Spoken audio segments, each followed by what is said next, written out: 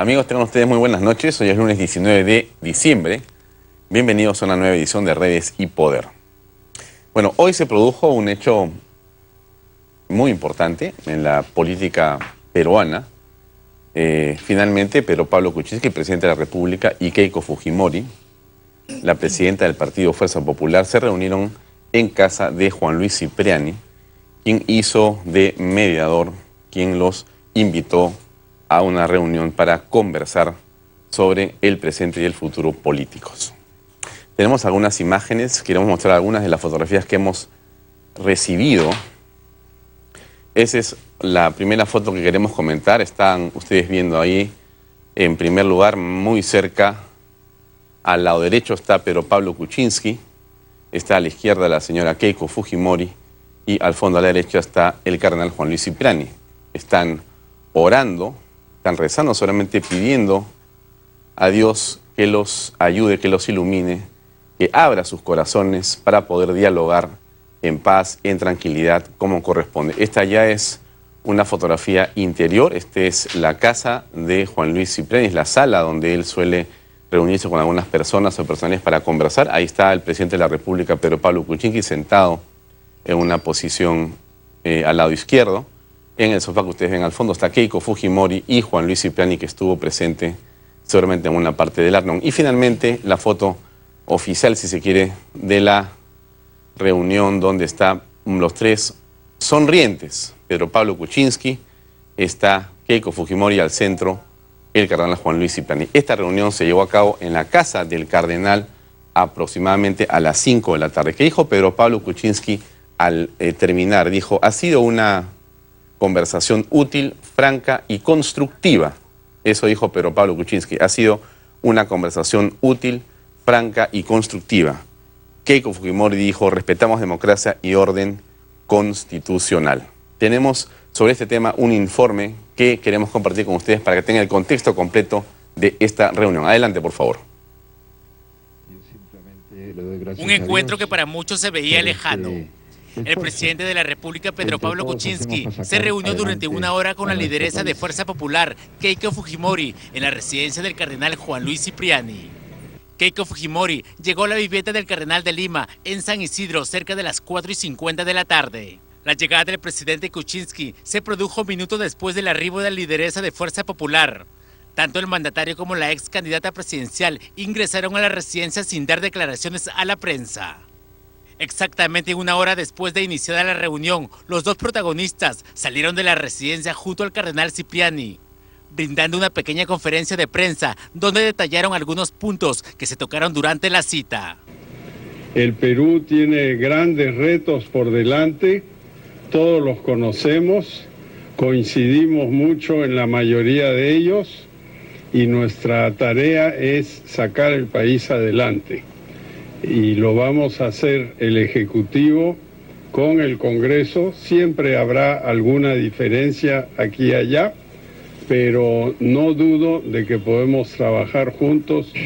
Coincido que este diálogo ha sido un diálogo franco, directo, y estoy segura que a futuro traerá acciones positivas para nuestro país. Desde el Congreso de la República se ha venido trabajando desde Fuerza Popular, presentando nuestras iniciativas, apoyando las del Ejecutivo y también aquellas de otros partidos políticos que sean importantes para nuestro país.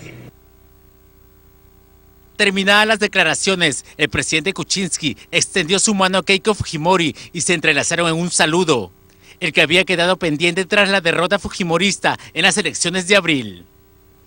Tras ello fue el mandatario quien se retiró en su vehículo. Segundos después hizo lo mismo la lideresa de Fuerza Popular. Una cita que se espera traiga resultados positivos que pongan fin a las confrontaciones entre el gobierno y la bancada fujimorista en el Congreso.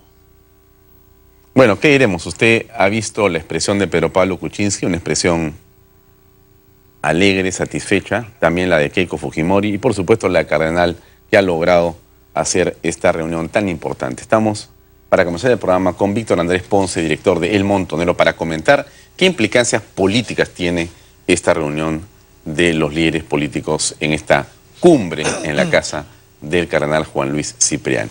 Víctor Andrés, buenas noches. Buenas noches, Alfonso.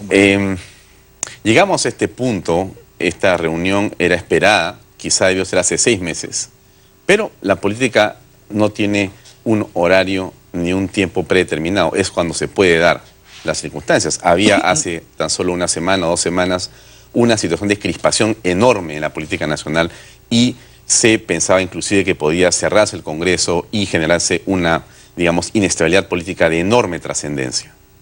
Ahora tenemos a los líderes junto al cardenal Cipriani. ¿Cuál es la lectura política que le puedes dar a este acontecimiento? ¿Qué significa?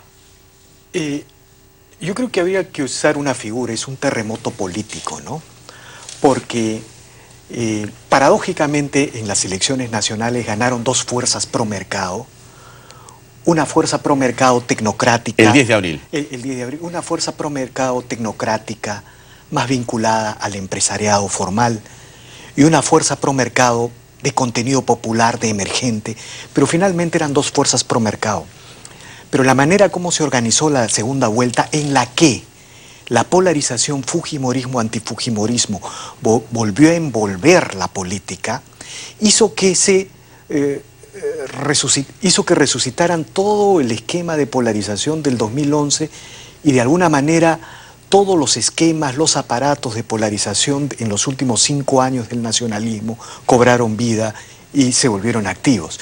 Y bueno, estábamos organizando una gobernabilidad de baja intensidad en la que había cooperación, ahí está la cuestión de confianza, la delegación de facultades, el presupuesto, la discusión interesante, el presupuesto, pero había confrontación, la elección del defensor del pueblo, el BCR, y en esta confrontación habían 2 fuerzas, las fuerzas que buscaban la convergencia, el acuerdo, y evidentemente las fuerzas de la confrontación. Mira, cuando más o menos había un esquema que yo identifico como un intento de vetar a una mayoría legislativa, hubo eso, a mi entender. Por ejemplo, ¿quién la quiso vetar y por qué razón? Un sector de la sociedad, ¿no? Un sector de la sociedad. Más o menos el esquema era este, ¿no? Si tú eliges el defensor del pueblo, entonces PPK le está permitiendo al fujimorismo la elección del pueblo. Eso no era verdad. La Constitución, las leyes, digamos, determinan que eso lo elige una mayoría legislativa.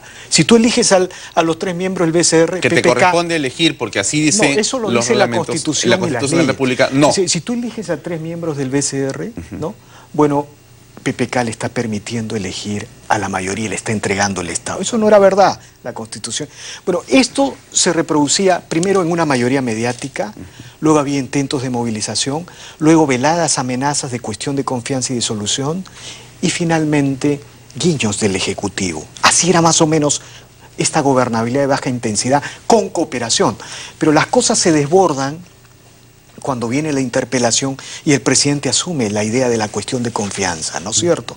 En ese momento la mayoría legislativa es arrinconada, a mi entender, es un análisis, yo discrepo con la mayoría de los análisis, es arrinconada y tenía que decidir si, digamos, retrocedía, lo cual implicaba dejar de ser mayoría, dejar de ser oposición y comenzar la fragmentación y la dispersión, ¿no?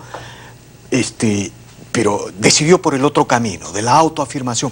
Bueno, parecía que se venía la noche. En la literatura se suele decir cuando más negra está la noche, ¿es porque más cerca está la mañana o la luz. Bueno, en este caso así fue.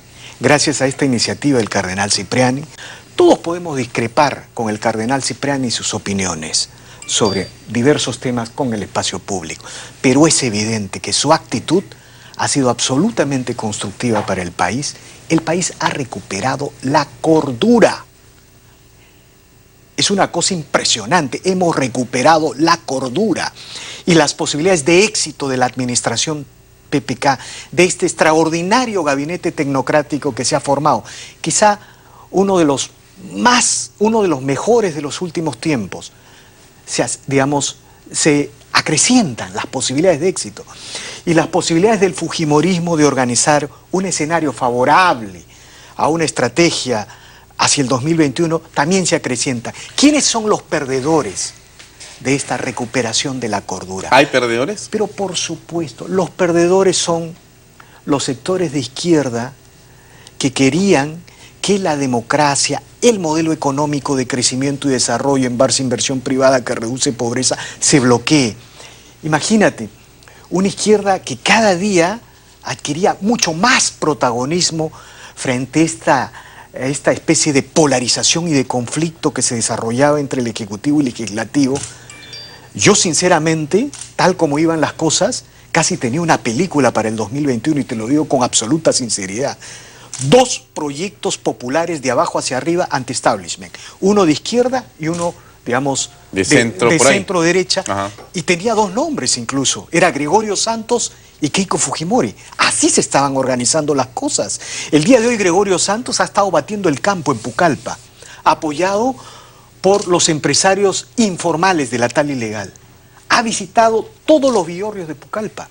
Mientras en el Perú oficial, mientras en este Perú del 20%, del 25%, las 2 fuerzas pro mercado estaban enfrentándose. Era absolutamente irracional. Entonces,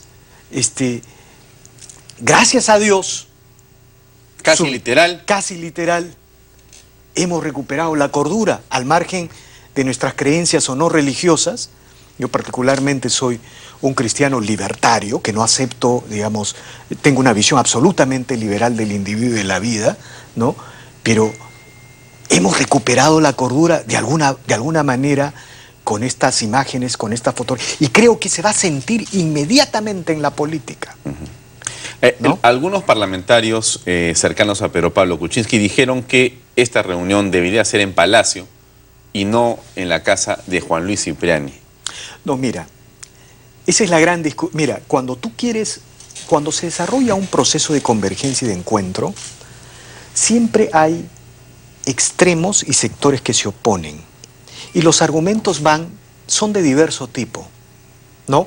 Unos son formales, como este argumento, que señala, por ejemplo, Marisa Glave acaba de decir, esta fue una reunión monárquica, no es una reunión republicana. Déjame decirte algo, el presidente de la República ha ido como jefe de Estado, pero también como líder de un sector del país, líder político de un sector del país. Y ese liderazgo está consagrado en la segunda vuelta electoral. Y Keiko Fujimori ha ido básicamente como la lideresa de un sector político del país. Y lo que produce esta reunión es que son los jefes políticos, ¿no es cierto? Los jefes políticos. Ese término se usa en las democracias y en los pactos. Son los jefes políticos, son los plenipotenciarios políticos de 2 organizaciones que se reúnen para acordar la gobernabilidad. Mira, la historia de las democracias y de la libertad está repleta de estas imágenes y de estos hechos. Miremos más cerca, mira Colombia. El presidente Santos reuniéndose con el expresidente Uribe, para bien o para mal, dentro de Colombia y fuera de Colombia, con convocatoria del Papa o sin el Papa. O mira, en Chile, cuando hay una crisis política, cuando hay una crisis de gobernabilidad, generalmente el presidente se reúne con los expresidentes. A diferencia del Perú, los expresidentes en Chile tienen, digamos, una ascendencia y un respeto diferente a los expresidentes del Perú. O si tú quieres ver la historia de la democracia, bueno, la democracia española se organizó en una cumbre de los líderes del franquismo, del socialismo y del comunismo, después de una guerra fratricida, de una guerra francamente sangrienta. Lo de España no tiene, ni siquiera se puede comparar con lo que pasó en el Perú en los años 80 o los años 90.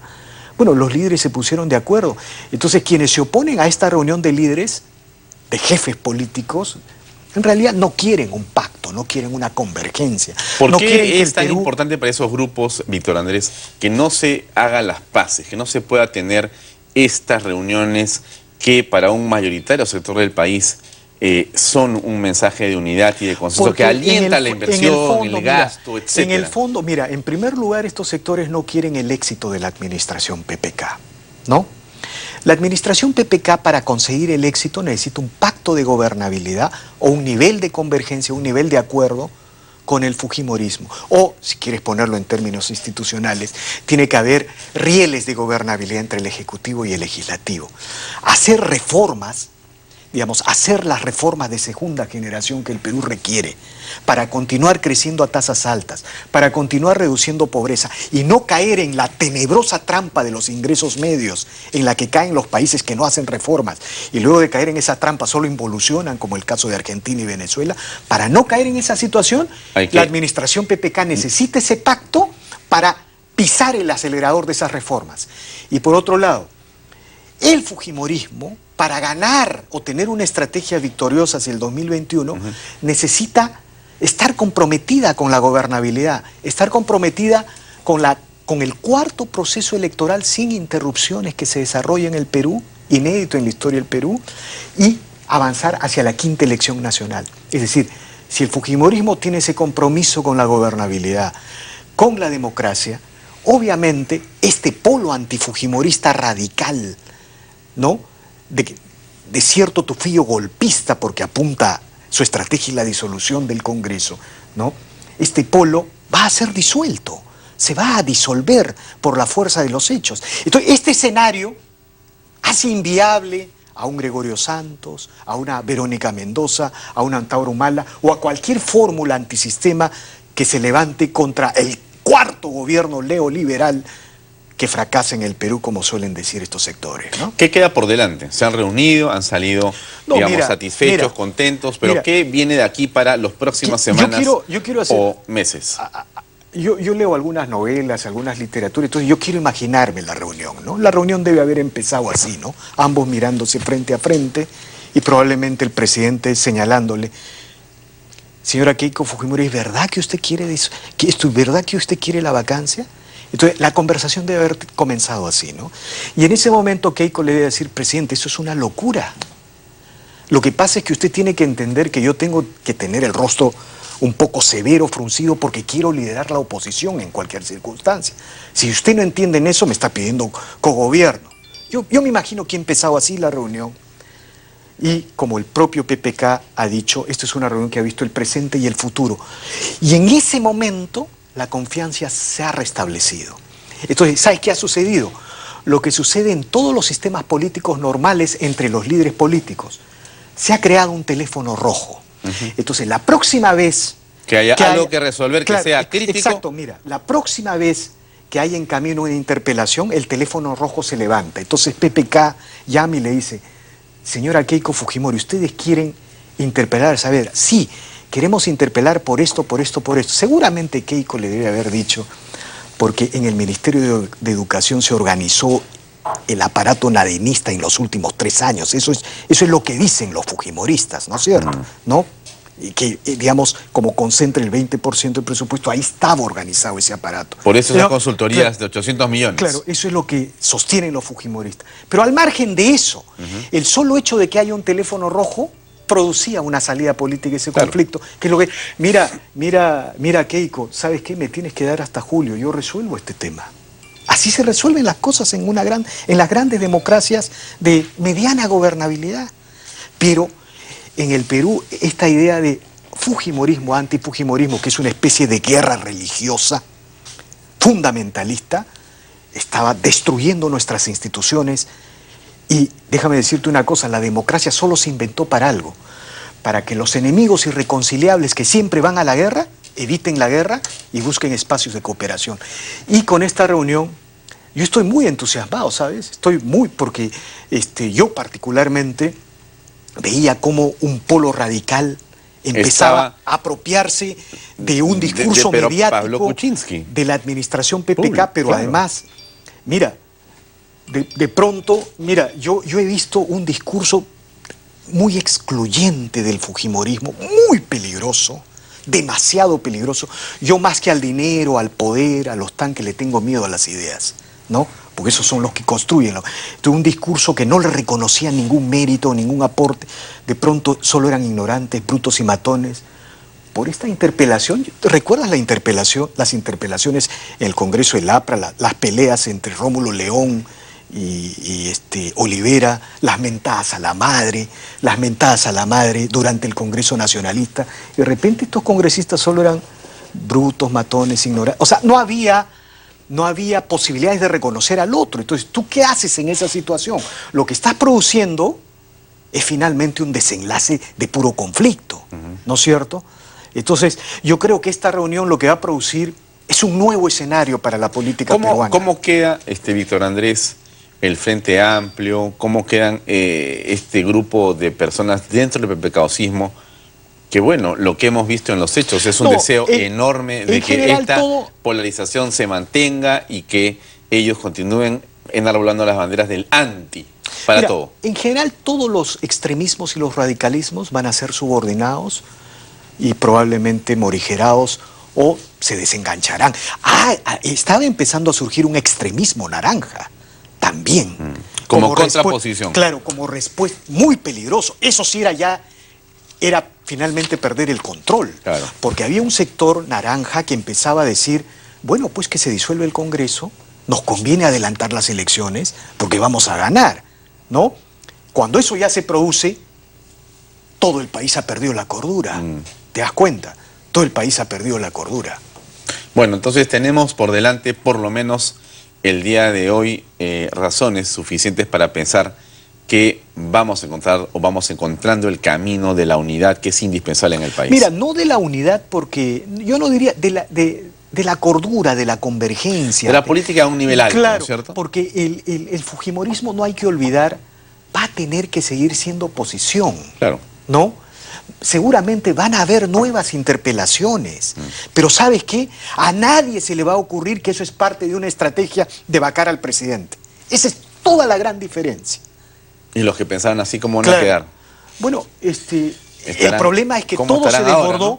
Porque cuando tú crees que vas a interpelar y es parte de una estrategia de vacancia presidencial, bueno, se produce lo que empezaba a suceder en el Perú, ¿no? Claro, muy bien. Gracias por acompañarnos, Víctor Andrés. Gracias. Amigos, vamos a una pausa comercial. Vamos a regresar con Carlos Gálvez, presidente de la Sociedad Nacional de Minería y Petróleo y Energía, para hablar justamente de la minería. ¿Qué pasa con este motor tan importante en el país económico? ¿Estamos avanzando? ¿Estamos retrocediendo? ¿Qué está ocurriendo? Bueno, Carlos Gálvez nos lo va a contar con lujo de detalles. En una pausa regresamos con ustedes en Redes y Poder.